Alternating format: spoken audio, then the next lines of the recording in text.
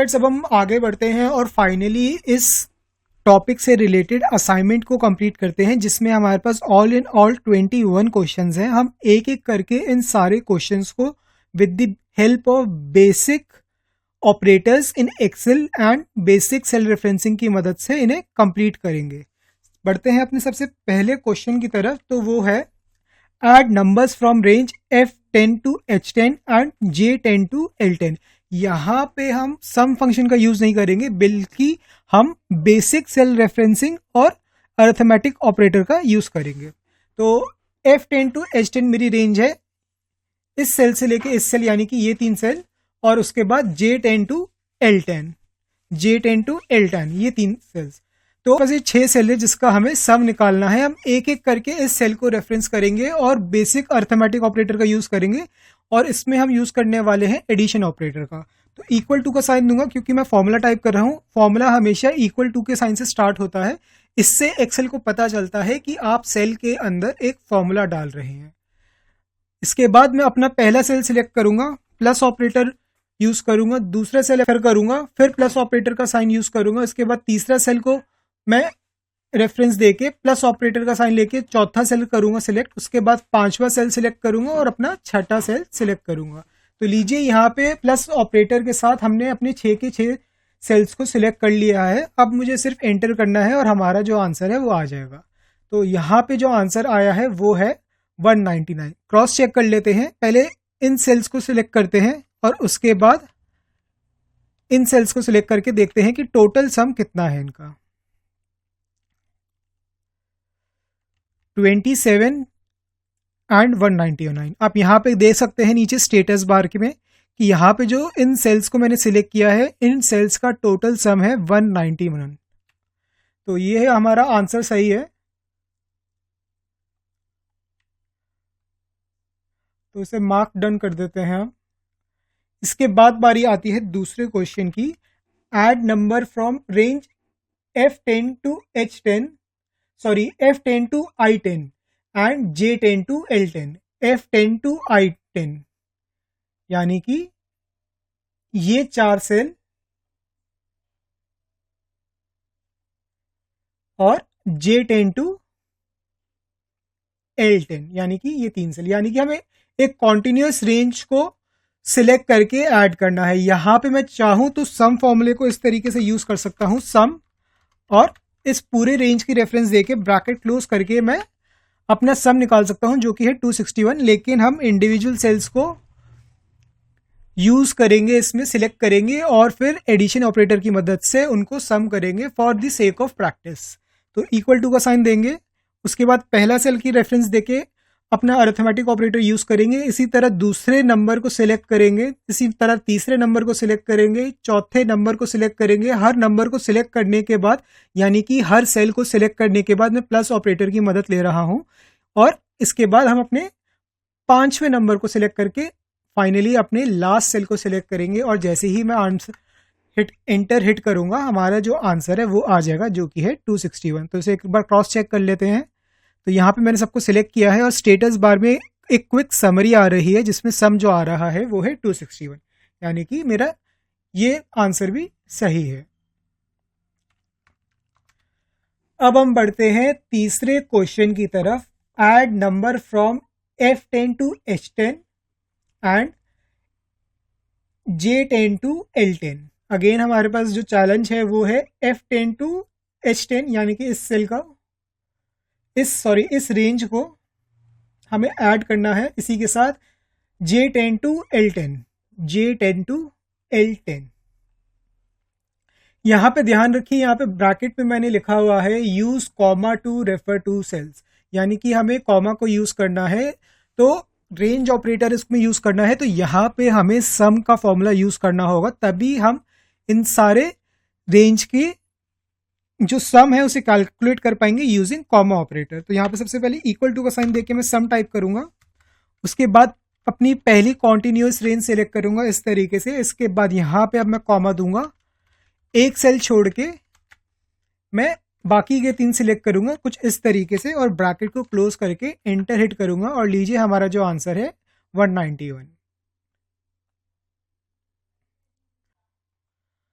अब हम बढ़ते हैं अपने चौथे क्वेश्चन की तरफ। तो चौथा क्वेश्चन है add numbers in range F10 to G10, यानी कि F10 टू G10, इन दो नंबर्स का हमें सम निकालना है and then divide them by the value in range L10, और इस सेल की वैल्यू से उस सम को हमें डिवाइड करना है। तो यहाँ पे सबसे पहले मैं यहाँ पे देखिए, अब मैं बॉडमास का रूल भी यूज करूंगा और उसके साथ अरिथमेटिक ऑपरेटर को भी यूज करूंगा। तो यहाँ पे सबसे पहले मैं ब्रैकेट को ओपन करूंगा, अपने पहले सेल को सिलेक्ट करूंगा जो कि है F10, और अपने दूसरे सेल को सिलेक्ट करूंगा जो कि है G10। हमें इन दोनों सेल्स के सम चाहिए और इसके बाद इन दोनों सेल के सम को हमें डिवाइड करना है इस सेल की वैल्यू से। तो अब मैं जैसे ही एंटर हिट करूंगा हमारा जो आंसर है वो आ जाएगा।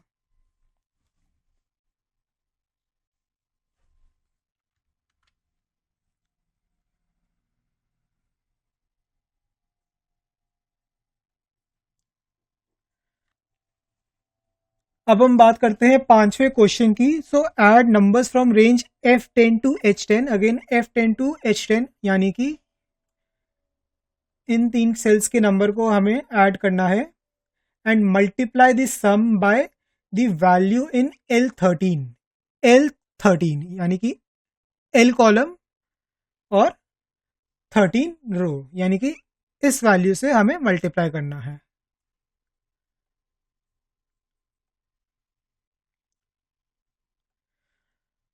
तो चलिए पहले इन तीन सेल्स के अंदर मौजूद वैल्यूज का हम सम निकालते हैं। सबसे पहले मैं इक्वल टू का साइन देने के बाद ब्रैकेट ओपन करूंगा, अपना पहला सेल सिलेक्ट करूंगा, प्लस देने के बाद दूसरा सेल सिलेक्ट करूंगा, फिर प्लस ऑपरेटर यूज करूंगा और तीसरा सेल दूंगा और ब्रैकेट को क्लोज करूंगा। इसके बाद मैं मल्टीप्लिकेशन ऑपरेटर का यूज करूंगा जो कि है एस्ट्रिक साइन, और इसके बाद अपने सेल L13 की रेफरेंस दूंगा जिस सेल से मुझे इसे मल्टीप्लाई करना है। तो हमारा जो आंसर है वो है 81। अब बढ़ते हैं हम अपने पांचवें क्वेश्चन की तरफ। तो पांचवा क्वेश्चन कहता है add number from range F10 to H10, यानी कि इन तीन सेल्स की वैल्यू को हमें ऐड करना है एंड J10 टू L10 और जब हम ऐड करेंगे हमें स्टैटिक वैल्यूज यूज करनी है, यानी कि हमें सेल रेफरेंस नहीं करना, मैनुअली नंबर्स को टाइप करके इन्हें ऐड करेंगे। तो यहाँ पे इक्वल टू का साइन देते हैं, अपने पहले नंबर को टाइप करते हैं, प्लस ऑपरेटर, दूसरे नंबर को टाइप करते हैं, प्लस ऑपरेटर, तीसरे नंबर को टाइप करते हैं, प्लस ऑपरेटर, चौथे नंबर को टाइप करने के बाद अगेन प्लस ऑपरेटर, पांचवा नंबर हम डालेंगे, प्लस ऑपरेटर यूज करेंगे, फाइनली लास्ट सेल के नंबर को एंटर करके हम एंटर हिट करेंगे और लीजिए हमारा इन सारे सेल्स का जो सम है वो आ चुका है।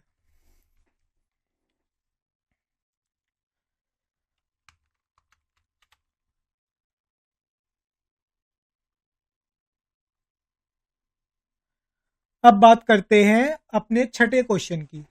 तो add numbers in range F13 to G13 and I13 to K13, F13 to G13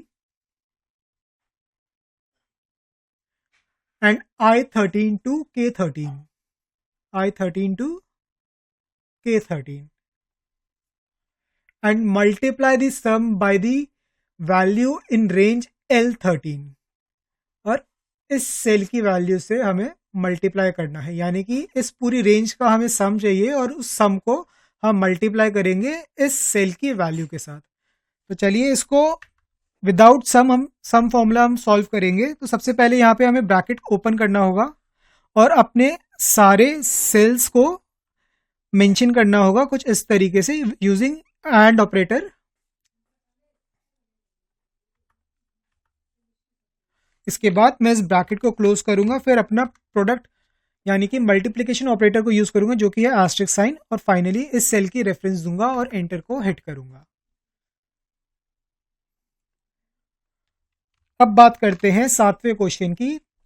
तो सातवां क्वेश्चन कहता है add number in range F13 to G13, I13 to K13, again same range है पर इस बार हमें मल्टीप्लाई करने की बजाय उस सम को डिवाइड करना है इस वैल्यू से। तो चलिए सबसे पहले तो मैं यहाँ से अपने फॉर्मूले को कुछ इस तरीके से कॉपी कर लेता हूँ, क्योंकि ये पार्ट सेम है। तो मैं यहाँ पे फॉर्मूला बार में जाके ड्रैग करके इस रेंज को सिलेक्ट करूंगा इस तरीके से। उसके बाद मैं यहाँ पे आऊंगा, सेल पे F2 की हिट करूंगा और कंट्रोल V की मदद से इस सिंटेक्स को मैं इसके अंदर प्लेस करूंगा और इसके बाद मैं डिवीजन ऑपरेटर अब उस सेल की रेफरेंस दूंगा जिस सेल की वैल्यू से हमें इन सारे नंबर्स के सम को डिवाइड करना है। तो लीजिए इसमें हमारा जो आंसर है वो है 9।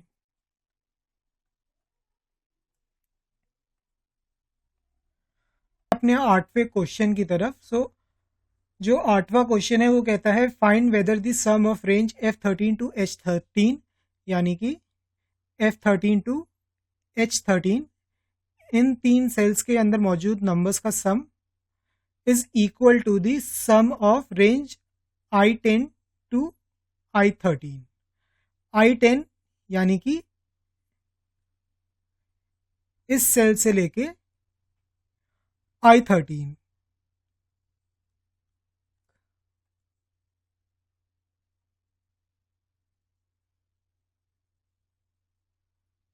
तो चलिए यहाँ पे सबसे पहले मैं इक्वल टू लूंगा और ब्रैकेट को ओपन करूंगा और उसके बाद पहले सेल की रेफरेंस दूंगा, उसके बाद दूसरे सेल की रेफरेंस दूंगा, उसके बाद तीसरे सेल की रेफरेंस दूंगा और ब्रैकेट को क्लोज करूंगा। उसके बाद इक्वल टू ऑपरेटर की मदद लूंगा और इसके बाद अब यहाँ पे क्योंकि मेरे पास कॉन्टिन्यूस रेंज है तो मैं सम फॉर्मूला भी यूज कर सकता हूँ और इस रेंज को डायरेक्टली सिलेक्ट कर सकता हूँ।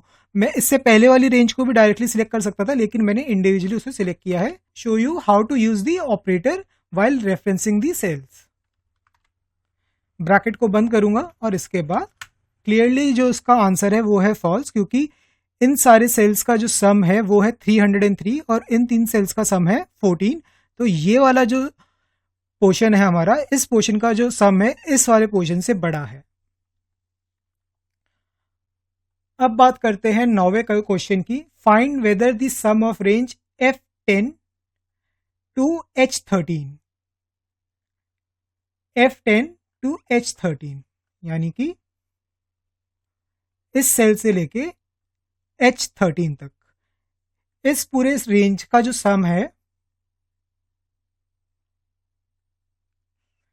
इज ग्रेटर देन और equal to the sum of range I10 to I13।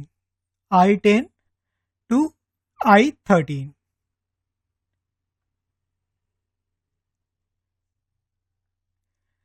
इस पूरी रेंज का सम इज ग्रेटर देन और इक्वल टू इस वाली रेंज का सम। तो चलिए इसे सॉल्व करते हैं। सबसे पहले यहाँ पे मैं सम फॉर्मूला यूज करूंगा। अब ये कॉन्टिन्यूस रेंज है तो मैं इसको ऐसे ड्रैग करके सिलेक्ट करूंगा सम फंक्शन के अंदर और ब्रैकेट को क्लोज करूंगा। इसके बाद मैं यहाँ पे डालूंगा greater than equal to operator का सिंबल और उसके बाद दोबारा सम फॉर्मूला टाइप करूंगा और इस कॉन्टिन्यूस रेंज को सिलेक्ट करके ब्रैकेट को बंद करके एंटर हिट करूंगा और लीजिए हमारा जो आंसर है वो आ चुका है, यानी कि ट्रू। तो क्लियरली जो इन सारे सेल्स का सम है वो है 303 और इस सेल का जो सम है, इस रेंज का जो सम है वो है 227। तो यानी कि इस सेल में जो भी सेल्स की वैल्यू है उसका सम इन सेल्स के अंदर मौजूद वैल्यू से की सम से ज्यादा है।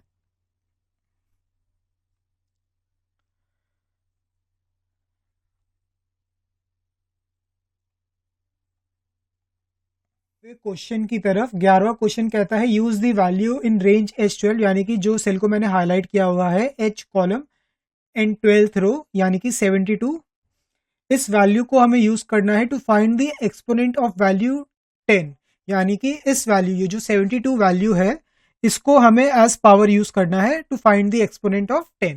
तो यहाँ पे सबसे पहले मैं इक्वल टू का साइन देके 10 टाइप करूंगा, उसके बाद कैरेट ऑपरेटर टाइप करूंगा और उसके बाद इस सेल की रेफरेंस देके एंटर हिट करूंगा। ये एक बहुत बड़ा नंबर है इसलिए एक्सेल ने इसे कन्वर्ट करके इस तरीके से टाइप किया है। अब बात करते हैं 12th क्वेश्चन की। Concatenate values in range K26 and L26 and use space as delimiter, यानी कि इन दोनों सेल्स की वैल्यू को हमें एक दूसरे के साथ मिलाना है यूजिंग स्पेस। तो यहां पे मैं टाइप करूंगा, अगर मैं एक सेल की जो वैल्यू है उसे स्टैटिक यानी कि मैं डायरेक्टली फॉर्मूले में टाइप इन करता हूं और जो दूसरे सेल की वैल्यू है उसमें मैं रेफरेंसिंग की यूज करूंगा। तो चलिए देखते हैं हम इसे कैसे अचीव कर सकते हैं। इसको मैं लिख सकता हूं जॉन, उसके बाद यहाँ पे स्पेस देके कोट को बंद करूंगा और इसके बाद एंड ऑपरेटर यूज करके इस सेल की रेफरेंस दूंगा तो भी हमारा आंसर आएगा। और अगर मैं यहां पे स्पेस ना डाल के यहां पे % यूज करके डबल कोट्स के अंदर स्पेस मेंशन करूं तो भी ये जो हमारा आंसर है वो सही होगा। अब बात करते हैं 13th क्वेश्चन की। Using and operator validate the two scenarios, 1 is greater then 0 and 1 - 1 is 0। तो ये दोनों ही सिनेरियोज देखने से ही पता चल रहे हैं ट्रू है कि 1 0 से बड़ा भी है और 1 में से अगर हम 1 माइनस करते हैं तो उसका जो फाइनल रिजल्ट है वो होता है 0। तो चलिए इसको एंड ऑपरेटर की मदद से सॉल्व करते हैं। सबसे पहले मैं यहाँ पे इक्वल टू का साइन देके एंड टाइप करूंगा, ब्रैकेट को ओपन करूंगा, उसके बाद टाइप करूंगा 1 इज ग्रेटर देन 0। अब यहाँ पे मैं कॉमा दूंगा और अपने सेकंड लॉजिक को सप्लाई करूंगा। याद रखिए यहाँ पे कॉमा देना बहुत जरूरी है, तभी आप लॉजिक 2 की तरफ बढ़ पाएंगे। कॉमा देने के बाद मैं टाइप करूंगा 1 - 1 इज इक्वल टू 0। इसके बाद मैं ब्रैकेट को बंद करके अपना जो आंसर है उसे देखूंगा जो कि है ट्रू। 14th क्वेश्चन कहता है validate that 1 is not equal to 0। ये काफी स्ट्रेट फॉरवर्ड क्वेश्चन है। 1 यहां पे सबसे पहले हम टाइप करेंगे 1 is not equal to 0। So not equal to का ऑपरेटर हम यूज करेंगे जो कि है, अगेन यहां पे देखिए जब मैंने इस फॉर्मूले को टाइप किया तो मैं इक्वल टू का साइन देना भूल गया, इसलिए एक्सेल ने इसे एज अ टेक्स्ट ट्रीट किया है इंस्टेड ऑफ अ फॉर्मूला। तो यहाँ पे मैं F2 दूंगा और उसके बाद अपनी होम की से सबसे आगे आ जाऊंगा, यानी कि 1 नंबर से पहले आ जाऊंगा और इक्वल टू का साइन देके एंटर हिट करूंगा और लीजिए ये फॉर्मूले में कन्वर्ट हो गया है। तो जब भी आप फॉर्मूला टाइप करें तो इक्वल टू का जो साइन है उसको मेंशन करना मत भूलिएगा, वरना एक्सेल समझेगा कि आपने एक टेक्स्ट सप्लाई किया है। अब बात करते हैं 15th क्वेश्चन की। Validate that -1 is less than 0। सो यहां पे मैं इक्वल टू का साइन दूंगा, उसके बाद टाइप करूंगा -1 is less than 0। Again this is true. अब हम बात करते हैं 16th क्वेश्चन की और इसमें हमें चेक करना है जो नंबर हमारे सेल H11 में है यानी कि 74 is greater than equal to the sum of the number present in this cell and this cell. तो चलिए यहां पे मैं इक्वल टू का ऑपरेटर देता हूं, 74 को टाइप करता हूं is greater than equal to this sum of number 72 plus 1। Again this is true. अब हम बात करते हैं 17th क्वेश्चन की। 17th क्वेश्चन कहता है is the remainder is 0 when 4 is divided by 2। तो यहाँ पे ध्यान रखिए हमें रिमाइंडर निकालना है जब हम 4 को डिवाइड करते हैं 2 से। तो 4 को डिवाइड करते हैं 2 से, जो रिमाइंडर होता है वो आपका 0 होता है। तो इसके लिए हम मॉडुलस ऑपरेटर या फिर मॉड ऑपरेटर का यूज करेंगे और एक्सेल के अंदर आप मॉड का फंक्शन यूज करते हैं ना कि मॉड का साइन। तो यहाँ पे मैं इक्वल टू का साइन देके सबसे पहले MOD टाइप करूंगा, इसके बाद ब्रैकेट को ओपन करूंगा। अब मॉड फंक्शन के अंदर हमारे पास यहाँ पे 2 आर्ग्यूमेंट है। पहले आर्ग्यूमेंट में आपको उस नंबर को डालना है जिस नंबर को आप डिवाइड करना चाहते हैं और उसके बाद उस नंबर को आपको डालना है जिस नंबर से आप उसे डिवाइड करना चाहते हैं, यानी कि डिवाइजर को। तो सबसे पहले हम यहाँ पे टाइप करेंगे 4, हमें 4 को डिवाइड करना है 2 से। तो 4 देने के बाद मैं कॉमा डालूंगा और उसके बाद दूसरे आर्ग्यूमेंट में 2 एंटर करके ब्रैकेट को क्लोज करूंगा और इक्वल टू करूंगा 0। Mod 4 comma 2 bracket close equal to 0। Enter hit करते ही हमारे पास आंसर आ गया है जो कि है ट्रू। अब हम 18th क्वेश्चन की तरफ बढ़ते हैं। Using not operator validate the scenario 1 is greater than 7। तो इस एक्सप्रेशन को 1 इज ग्रेटर देन 7 को हम नॉट फंक्शन के अंदर रखेंगे और उसको वैलिडेट करेंगे कि क्या हमारा जो आंसर है वो ट्रू है कि false. So again 1 greater than 7 that is false. तो आपका जो नॉट ऑपरेटर है इसे नेगेट करके ट्रू में कन्वर्ट कर देगा। चलिए अब 21st क्वेश्चन को चेक करते हैं। Find percentage from range marks. हमारे पास यहाँ पे 4 सब्जेक्ट हैं और हर सब्जेक्ट के जो टोटल मार्क्स है वो 100 है। तो 4 × 100 यानी कि 400 इन सारे नंबर्स को हम ऐड करेंगे और डिवाइड करेंगे 400 से और चेक करेंगे कि हमारी परसेंटेज क्या आती है। तो यहाँ पे सबसे पहले मैं सम टाइप करूँगा, इसके बाद इस रेंज को सिलेक्ट करके ब्रैकेट को बंद करूँगा और डिवाइड करूँगा 400 से, और लीजिए हमारी परसेंटेज आ गई है। यहाँ पे देखिए जो परसेंटेज शो हो रही है अभी वो हो रही है 0.83, यानी कि डेसिमल में आ रहा है। इसको परसेंटेज में कन्वर्ट करने के लिए मैं एक शॉर्टकट यूज करूंगा जो कि है Ctrl+Shift+5 की। Ctrl+Shift+5 को आप जैसे ही प्रेस करेंगे आपका जो डेसिमल नंबर है वो परसेंटेज के अंदर चेंज हो जाएगा।